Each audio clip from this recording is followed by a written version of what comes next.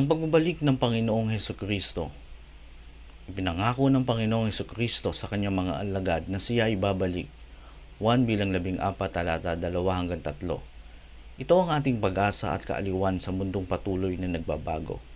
Unang Korinto 1 talata 7-8, Unang Tesalonika 2 talata 11, 3 talata 13 at 5 talata 23. Kolosas 3 talata 4, Pilipos 3 talata 20-21. May ilang mga terminolohiyang biblikal na dapat nating maunawaan tungkol sa pagbabalik ng Panginoong Hesukristo. Pagdagit sa iglesia o rapture of the church. Ito ay tumutukoy sa pag-akyat sa mga ulap ng mga mananampalatayang kabilang sa katawan at kasintahan ni Kristo upang iligtas sila mula sa poot ng Diyos na ibubuhos sa lupa. Unang Tesalonika 1 talata 10 at 5 talata 9. Sila ay sasalubong sa Panginoong Hesukristo sa himpapawid at makakasama niya magpakailanman. Unang Tesalonika 4 talata 13-18 at Unang Korinto 15 talata 51-53. Ito ang pinagpalang pag-asa ng Kristiyano, ang maluwalhating pagpapakita ng ating dakilang Diyos at tagapagligtas na si Hesukristo. Tito 2 talata 13. Ang katawan o kasintahan ni Kristo ay ang universal na iglesia na binubuo ng lahat ng mga mananampalatayang naligtas sa biyaya sa pamamagitan ng pananampalataya sa Panginoong Hesukristo. Ebanghelyo. Kolosas 1 talata 18, Pahayag 21 talata 2 at 9. Ang puot ng Diyos ay ibubuhos sa huling 3 kalahating taon ng kapighatian, na kilala bilang dakilang kapighatian, at sa panahon ng araw ng Panginoon pagkatapos ng panahon ng kapighatian. Ang tiyak na oras at araw ng pagdagit ay hindi alam. Mateo 24 talata 36, Marcos 13 talata 32, na umaayon sa biglaang pagbabalik ng Panginoong Hesukristo. Santiago 5 talata 7-8, Unang Pedro 4 talata 7. Ikalawang pagparito ni Kristo, Second Advent of Christ.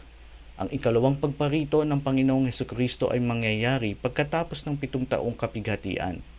Mateo 28 talata 29-31, Pahayag 1 talata 7, Pahayag 19 talata 11-21.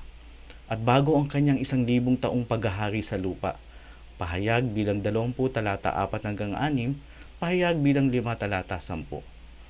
Sa kasulatan, ang mga terminong araw ni Kristo at araw ng Panginoon ay kaugnay sa ikalawang pagparito ng Panginoong Hesukristo. Araw ng Panginoon, araw ng poot, kaguluhan, kadiliman, ulap at matinding dilim, araw ng trumpeta at babala. Sepanyas 1 talata 14-18. Ito ang araw ng labanan ng Panginoon laban sa lahat ng bansa sa lugar na tinatawag na Armageddon. Sakarias 14 talata 1-5, Sakarias 12 talata 9-10, Pahayag 16 talata 14 at 16, Pahayag 19 talata 11 at 21. Ito ay darating na parang magnanakaw sa gabi sa mga nasa kadiliman, ngunit hindi sa mga anak ng liwanag. Unang Tesalonika 5 talata 1-5, Ikalawang Pedro 3 talata 10. Araw ni Kristo, araw ng pagbabalik ng Panginoong Hesukristo kasama ang kanyang mga banal. Unang Tesalonika 2 talata 11, Unang Tesalonika 3 talata 13, Sakarias 14 talata 5, Pahayag 19 talata 14. 7 taong kapighatian, 7-year tribulation. Ito ang ika-70 linggo o huling linggo ng propetikong 70 linggo. Daniel 9 talata 24, na itinakda para sa mga Hudyo at sa bansang Israel upang wakasan ang pagsuway, tapusin ang kasalanan at magdala ng walang hanggang katwiran. Ang 1 linggo ng propesiya ay katumbas ng 7 taon. Ang unang 69 na linggo o 483 taon ay natupad mula sa utos ni Haring Artaxerxes na muling itayo ang Jerusalem. Nehemyas bilang 2, talata 1 hanggang 8, hanggang sa pagpasok ni Hesukristo sa Jerusalem at sa kanyang pagpapako sa krus. Daniel bilang 9, talata 25 hanggang 26. Ang huling linggo o 7 taon o ang 7 taong kapighatian ay hindi pa nagaganap. Daniel bilang 9, talata 27. Ang unang 3 kalahating taon, simulan ng mga paghihirap. Mateo bilang 24, talata 4 hanggang 8, Pahayag bilang 6, talata 1 hanggang 8. Huling 3 kalahating taon, dakilang kipaghihitian. Mateo bilang 24, talata 15 hanggang 22, Daniel bilang 12, talata 1, Pahayag bilang 12, talata 7 at talata 13 hanggang 17, na tinatawag ding kapighatian ni Jacob, Jeremias bilang 30, talata 7 hanggang 9.